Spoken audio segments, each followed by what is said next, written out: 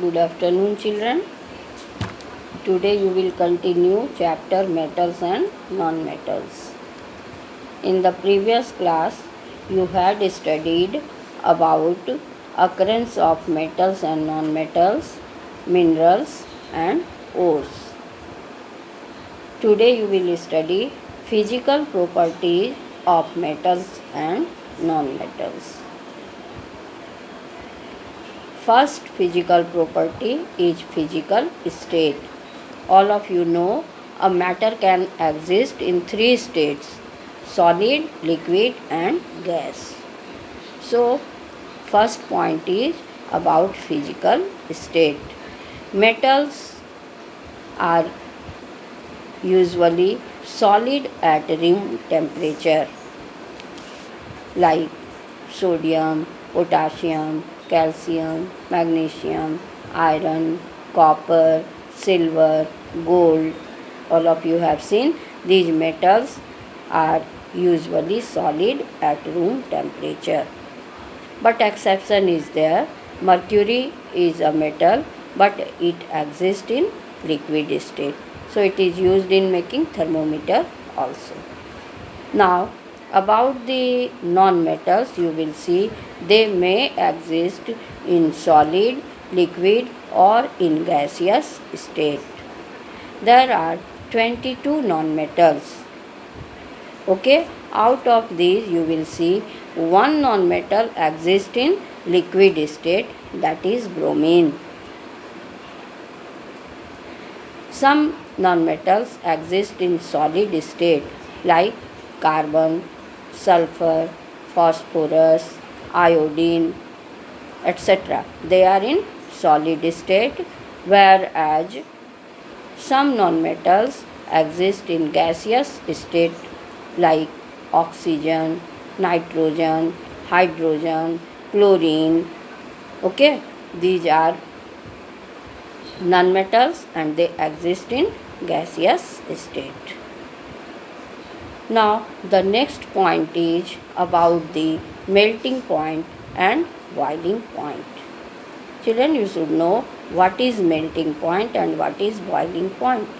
The fixed temperature at which a solid changes into liquid is called melting point, and the fixed temperature at which a liquid changes into gas is called boiling point. So you should know that metals have high melting point and high boiling point. For example, if you see the iron, it is a metal and its melting point is 1536 degrees Celsius. It is very high, and boiling point is also very high. It is 3000 degrees Celsius. But exception is there. Cesium is a metal, but its melting point is only 28.7 degrees Celsius. Now, non-metals have low melting point and low boiling point. Like sulfur has low melting point. Its melting point is 119 degrees Celsius, whereas the melting point of carbon is very high. Carbon is a non-metal, but it is exception. Its melting point is 3723 degrees Celsius. So you have seen that metals have high melting point, high boiling point, whereas non-metals have low melting point and low boiling point, but exception is there in non-metal and metal also. In metal you had seen the exception is cesium. It has low melting point, only 28.7 degrees Celsius. And in non-metal you have seen exception. Carbon is a non-metal, but its melting point is very high. It is 3723 degrees Celsius. Now the next physical property is density. Density means mass per unit volume. D is equal to m by v. Now if density of any substance is more than the density of water, then it will sink in water. And if the density is less than the density of water, then it will float on the surface of water.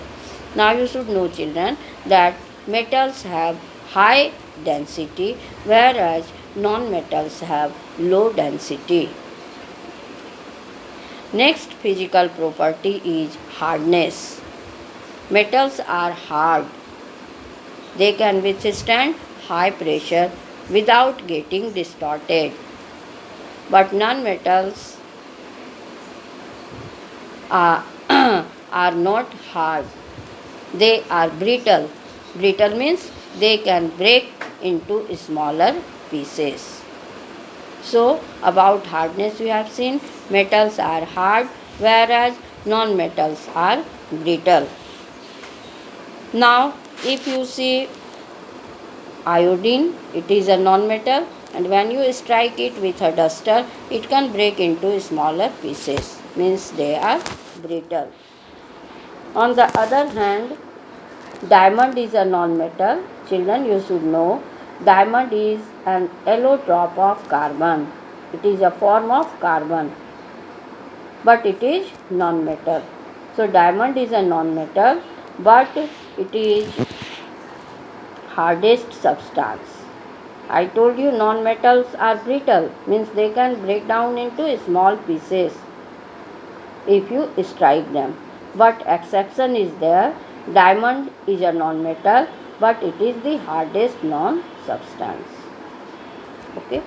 Now the next property is luster. Luster means metals have a shining surface. They shine. This property is called luster. Metals have luster. They have shining surface. But non-metals are non-lustrous. They do not have luster. But exception is there. Iodine is a non-metal, but it has a luster. Okay. Next property is about malleability. Means when we strike a piece of metal, it can be changed into a thin sheet. If you strike a granule of zinc, then it can be changed into a thin sheet. This property is called malleability. Malleability is the property due to which when metals are beaten, when metals are hammered, they can be changed into a thin sheet. This property is called malleability. Non-metals are non-malleable, means they cannot be changed into thin sheets. Now, the next property is ductility.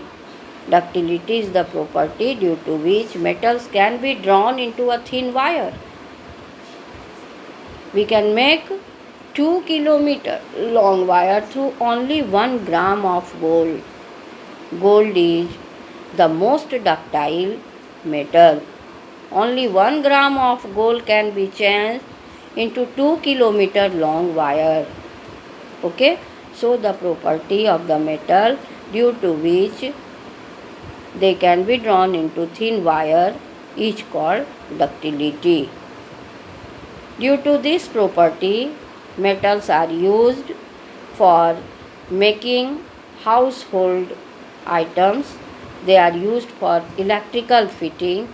They are used to make door net. They are used to make wire mesh, etc. Non-metals are non-ductile. Now you may be asked, name the metal which is the most ductile metal. You can say gold, because only 1 gram of gold can be drawn into 2 kilometer long wire. So gold is the most ductile metal. Non-metals are non-ductile, means they cannot be drawn into thin wire. Next property is tensile strength. Metals have the property to bear a lot of strength without breaking. If you take one aluminium wire and you stretch a number of clothes on it, does it break? No, it does not break because it can bear a lot of strength without breaking. Okay, so this property is called tensile strength. Non-metals do not have high tensile strength, but exception is there. Carbon fiber. Carbon fiber is a non-metal, but it has high tensile strength, means it can bear a lot of strength without breaking. Next property of metals and non-metals is about conductivity. Conductivity is of two types: thermal conductivity and electrical conductivity. Thermal conductivity means metals can transfer heat. This can be shown with an example. Activity